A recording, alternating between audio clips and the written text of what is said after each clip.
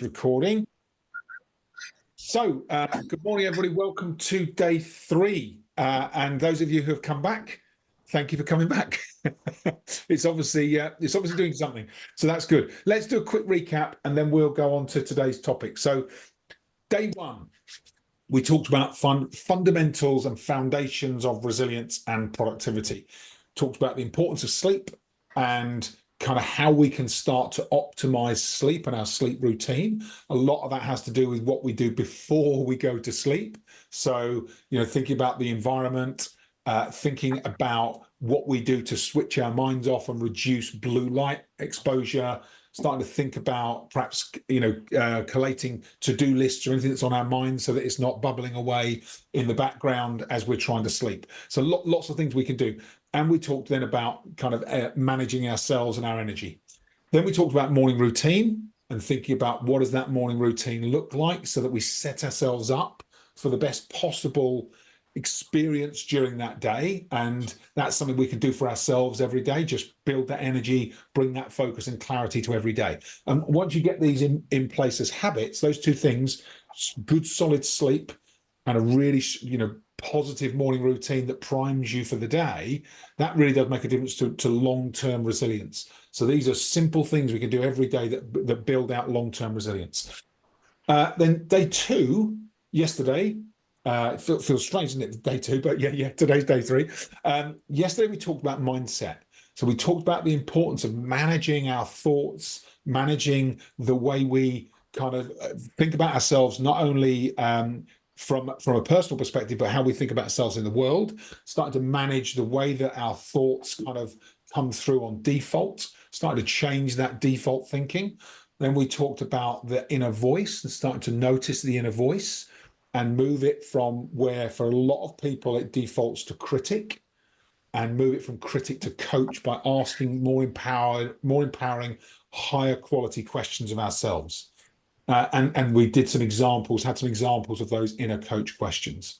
So that's where we've got to so far. I'd love just in the chat, or if anybody wants to come on and talk, I'm very happy for you to do that. But just perhaps in the chat, maybe a couple of things that for you have landed and this week have made an impact for you. So I'd love to hear that either in the chat or if anybody wants to have a quick conversation, very happy for you to do that. Entirely up to you. Hopefully you know where the chat is. Richard's already started the chat. Thank you, Richard. Richard put good morning just after he joined. Thanks, Richard.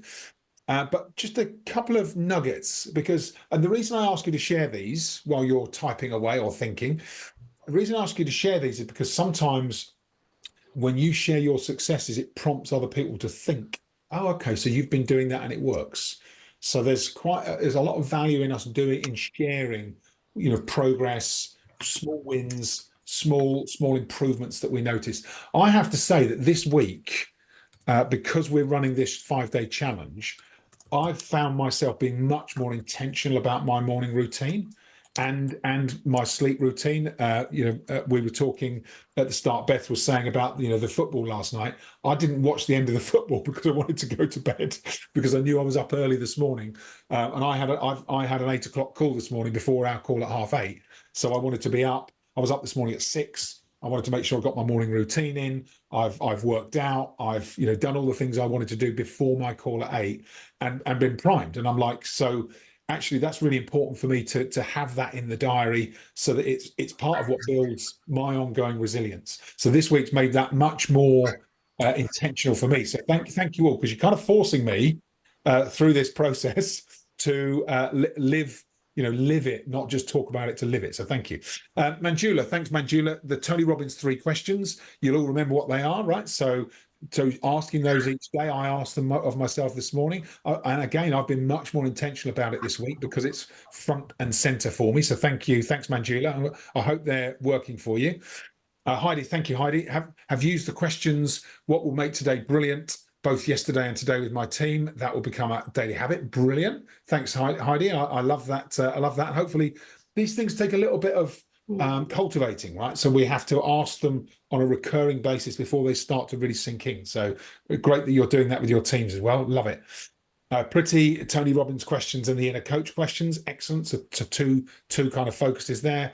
Beth, focus more on what you want and not what you don't want. Yeah. So thinking about positive more than negative with personal and professional life. Brilliant. Thanks, Beth. And remember, I haven't covered it here, but remember we talked yesterday about the mind's job is to produce thoughts, right? That's the job of the mind. And on default, without direction, guidance, or intention, 50% of the time they default to negative. So when we recognize that happens 50% of the time for us, for our teams, for everybody that we're talking to, right? We have to really remember that we have to become more aware of where it's on default and flip it and reframe the way that we're thinking on a regular basis. So important for us and our teams. Because you think about productivity, and we said yesterday at the start of the session, the research shows we are 31% more productive in a positive state of mind. Right, 31%. That's a third, almost a third more productive. So that's really important for us. Jackie, thank you. So getting here and overcoming the challenge of not getting on the past 2 days didn't deter me. Well done, Jackie. Thank you. I've been trying to connect with the lovely community Justin has. Oh, thanks, Jackie. Every week we are Jackie and I know each other through lots of different events that we attend together.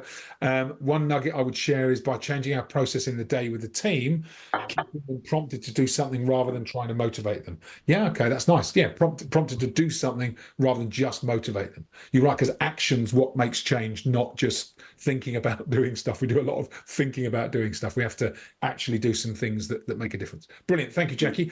And thank you, everybody, for rejoining the session today. Let's talk about today's content. We'll aim to finish just before 9 o'clock, 5 to 9 if we can this morning. So we'll cover today's topic. Let me talk about today's topic. So I love this quote by William Penn. Time is what we want most, but what we use worst. I'm sure we can all relate to that. So let's talk about a couple of principles. I don't know if anybody's heard of Parkinson's law. But Parkinson's law relates to money, time, and tasks and activities. And what Parkinson's law states, in very simple terms, is that work expands to fill the time available for its completion. Right? Let me say that again. Work expands to fill the time available for its completion. And what happens is that if we give someone, a week or a month to do something, if you give someone a week to do something, it will take a week. If you give someone a month to do something, guess what? It will take a month. And actually, you give the same person a deadline of, right, you've got to get this done by tomorrow, and everything changes, right? They shift everything out of their diary, all the procrastination moves, all the stuff that is less important just gets shelved, and they can focus and do something in 24 hours. And that is Parkinson's law in action. You can see it here, right? So when time is compressed, effort increases, and you'll see it over and over again. If you think about the last day before your holiday, right? The last day before your holiday, you are super productive and you're able to get more done than at any other time. And we have to recognize that is part of how we operate as human beings. We hit these kind of time pressures and all of a sudden productivity improves. So we think, first of all, resilience, build ourselves up, make sure that we're clear, we've got the right outlook, the right frame of mind. Then we start to think, okay, how are we managing our time, and how are we creating a compression in time for ourselves? So that's Parkinson's law. That's a principle. So how do we use Parkinson's law? The first thing is deadlines are really, really important. Deadlines are super important. Without a deadline, projects, programs, actions, activities, to-do lists just drift. Right? So we have to set ourselves and our teams deadlines. I like the idea also, when we think about Parkinson's law, of reducing the time for routine tasks. So things we do day in, day out, we tend to get into autopilot, and we're kind of almost like it's a bit of monotony sets in, and we just do the things that we do. I'm a big fan of saying, right, if that normally takes me an hour, I'm going to allow myself half an hour. Let's see how far I can get with it. And it's surprising when I put in these different time restrictions, it's surprising how much more effective I am. And then, of course, I used to love this idea. I had a mentor at one point. I used to love this idea. He used to say to me, that whenever he was doing routine tasks, he always thought about racing himself to get them finished. And it wasn't until, and this was, I don't know, 15 years ago or so, I'd never really thought about it like that. And just this one conversation changed the way I thought about it. So when I sit down to do routine tasks, I don't just sit there and go into kind of default mode. I'm like, right, the race is on. How quickly can I get through these series of emails? How quickly can I, work through this spreadsheet or whatever it is I'm reviewing? And I do it with the right level of quality, but I'm thinking all the time to myself, this is a race. And it's really incredible how that changes your productivity. And people will often, I get asked a lot, you seem to be, you're on social media, you're doing this, you're doing that, you're all over the place. How do you do it? A big part of it is the productivity principles that we're learning this week. The other point that's really important is accountability, self-accountability. So we'll talk later on this week about how I structure my diary. And I structure my diary in a way that I must follow it, because there's no point having things in your diary and then not doing them. So actually structuring and the way we allow ourselves to work, we have to be accountable to do the things we say we're going to do. And that's really important for using a law like Parkinson's law. And of course, everyone procrastinates, including me, right? So if you are procrastinating, become aware of it and then ask to be called out on it. So if you've got a team that you're working with, if you're working with a coach or a mentor, ask to be called out on the stuff that if you're showing up to meetings and someone says, "Where are you with that?" and you're going, "Oh, I didn't get to it this week," right? Ask to be called out on that. Don't be let off the hook, because that's how we become better at completing the tasks that are important for us. So that's Parkinson's law and some of the things we can do to start to compress time. Okay, so that's one element of it. Second element that's also important, equally important, is this principle. You will have heard of Pareto's law, or the 80-20 principle. And it's really surprising how this just tends to appear almost everywhere in our lives, right?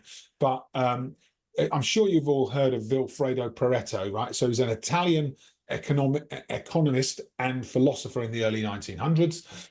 And what he found, some really remarkable kind of evidence he found, he proved that 80% of results come from 20% of activity. And he found this in numerous different ways. So he used to walk around the gardens in Italy and some of the kind of vegetable areas, fruit growing, crop growing areas. And what he noticed was that 80% of the 80% of the fruit came from 20% of the crop, which is really interesting. He also then started to kind of go deeper into this idea, and he found that 80% of the property in the area was owned by 20% of the people. And he just started to notice these trends. He noticed that 80% of his work came from 20% of his own customers. And all these different ways in which he started to understand this I guess it's in distribution, how results are distributed. And so it became known as the Pareto principle, the 80-20 rule. And you've heard of the 80-20 rule. But what this means for us in terms of productivity and prioritization is the key for us is to identify what are our vital 20%. What are the 20% of things we do that have a disproportionate impact on the results that we generate, right? And then we start to, once we've gone through this process of identifying them, how do we focus on them with greater clarity? And that is what makes the difference between good performance and great performance. If we think about how do we go to that next level, actually it's not doing more, it's doing less. So it's focusing on less things to do and doing them, but more intentionally, with a greater level of focus for us and for our teams. So the question I ask myself very often is, once I've got to this 20%, how do I flip it? How do I start to spend 80% of my time on the 20% of things and not the other way around, so that I really start to get leverage on my time and the activities within my time? So using Pareto's law, assess your current workload. Look at what you do day to day. Start to think about what am I spending my time on? Review. I like to think about reviewing what are you doing versus what's the impact of what you're doing. So those two things are different. What am I doing? What's the impact of what I'm doing? Decide and become intentional about which tasks are your 20%. So what constitutes the 20% that really deliver the 80% of results for you? And then, of course, review the 80%. So which of the 20%? And then when you've got this 80% stuff, this is stuff you're doing on a day-to-day basis that is not delivering the impact that you want. So how do you start to either reduce the 80% of activity or reduce time on the 80% of activity, right? And this is where we combine that Parkinson's law. Can I go, right, I'm not going to spend an hour doing that each month or each week or whatever it is, because it's actually low impact. I'm only allocating this amount of time to doing that. And you just start to compress the time on the tasks that are low value, and recognize that actually we're going to reallocate that time to the tasks that are in your 20%. And so there's a tool that I use with clients that sometimes can be useful to get you started, and it's this prioritization and productivity tool. So what it allows you to do is, once you've gone through your tasks and your list of tasks, and you understand, okay, I'm starting to pull out what's most important. I really like the idea of this kind of task priority. So you should never really have more than 10 things on your to-do list, because you're never going to get to more than 10 things anyway. And if you are going to put other stuff, stick it in an all other tasks list, right? So this is how I tend to work. My top 10 things I'm working on, and then I've got an 11 to 30. Unless that stuff is, unless those tasks are things that clients need and ask me for, if this is stuff that I'm thinking about, and very often it's stuff that I'm thinking about, I'll stick it on that list. And sometimes it'll be on there 6 months, and I'm like, I'm not going to get to that because I don't want to do it, right? So that helps me realize this is not a 20% task. Get rid of it. It's been on the list for enough time. It's off. And so it's quite a nice way to do it. So we go, right, what's the task? And then the sense check question here, is this a 20% task? So is it a 20% task? Only you can answer that, right? And then the next one, how long does it normally take? How long does this take for me to do it? And then third question, sense check, do I have to do it? That's a question we should ask ourselves. Do I really have to do this task? And if you're saying no, it's not a 20% task and it takes you longer than 30 minutes, sense check, do I have to do it? And if not, who else should be doing it? And then the final thing here is, after we've gone, let's say it takes you an hour each time you do it, right, what should be my time target? How can I start to compress time on this using Parkinson's law? Right, next time I do this, don't just sit down and do it without a restriction or a time limit. And I'm a huge fan of so I'll put my smartphone, I've got this little slot in my standing desk. I'll do things standing because it makes me want to work quicker. So I've got a desk riser. I will set a timer on my phone.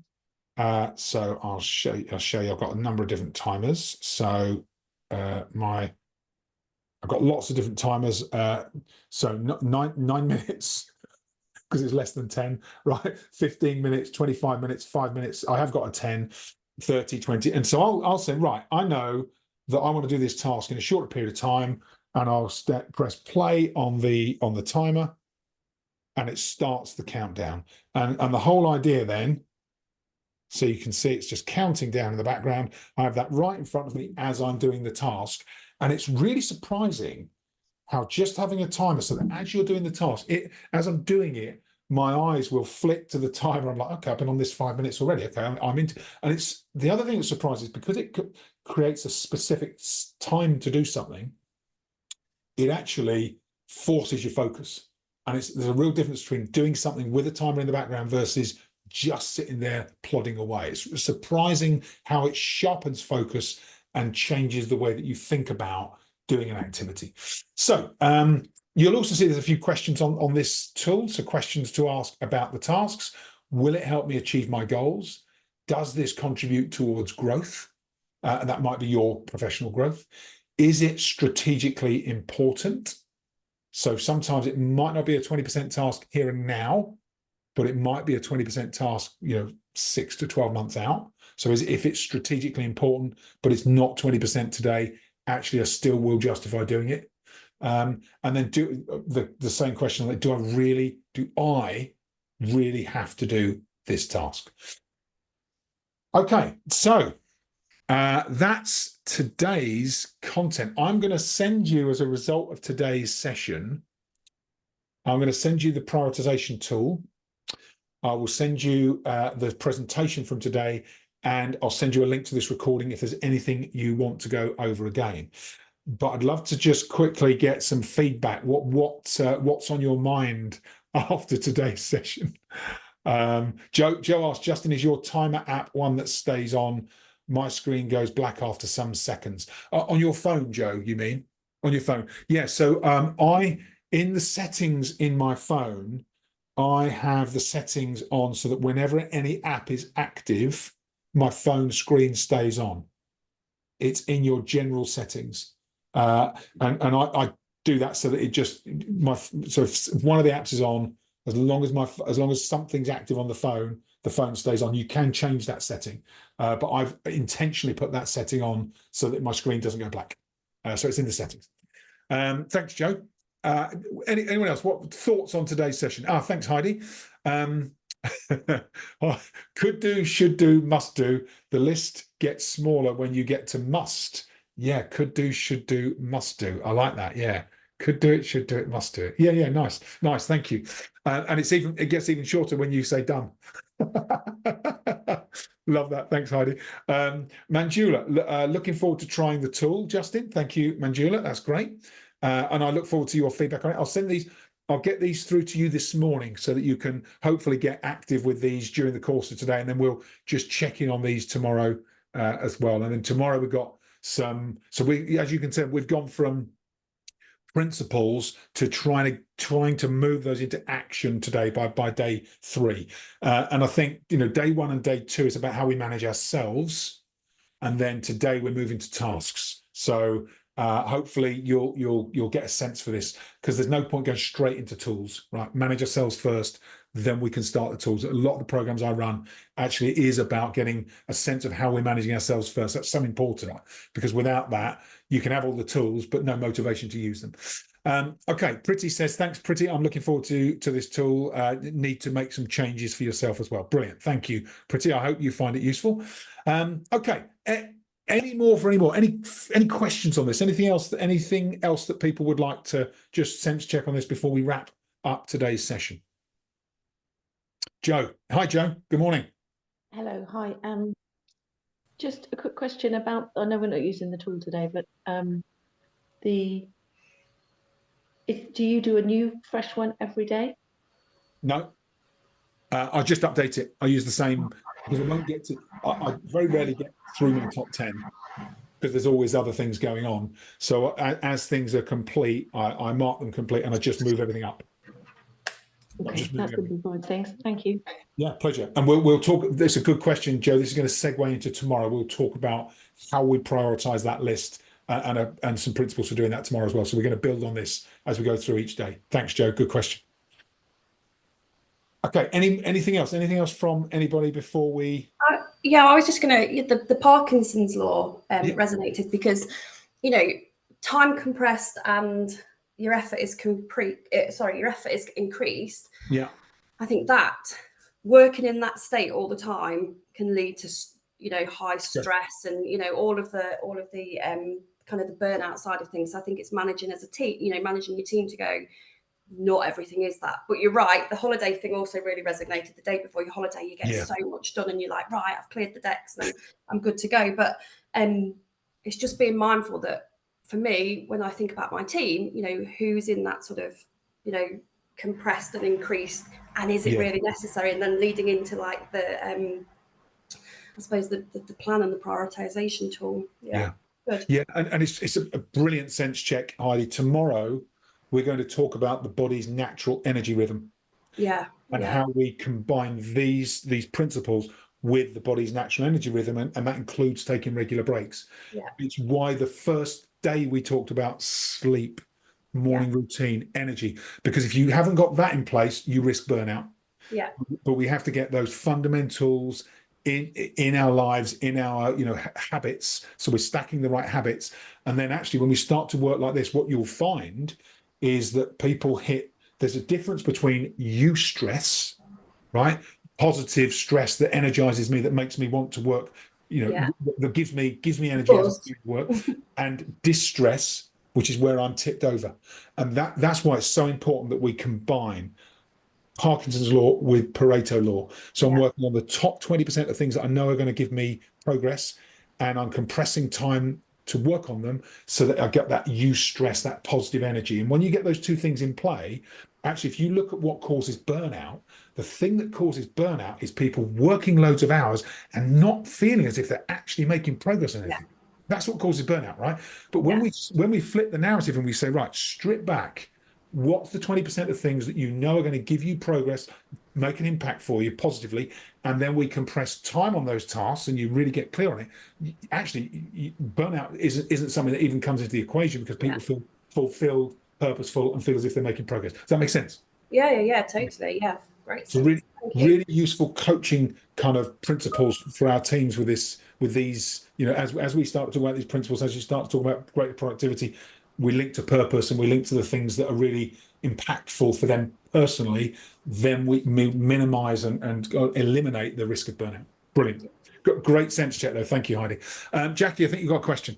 No, I was actually, thanks so much. It's great to be on today. I mean, and actually, even prioritizing this, I've been trying to connect with you for ages, Justin, just to get on and reconnect online, because it's so hard. I'm in Ireland, you guys are in the UK, probably all of you.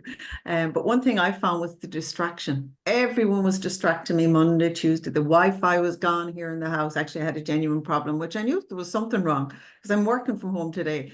But I think to add to what you just said, while you're prioritizing your task, what I learned, the hard thing is learning to prioritize where you're doing the important stuff like this. I can't be in the office, and even with the team, being not afraid to kind of delegate out, this is the day that I do this and don't interrupt. I just think that adds value for me and definitely change the rhythm for me. So thank you for sharing that, Jackie. That's really good. Really good. And thank you for joining us.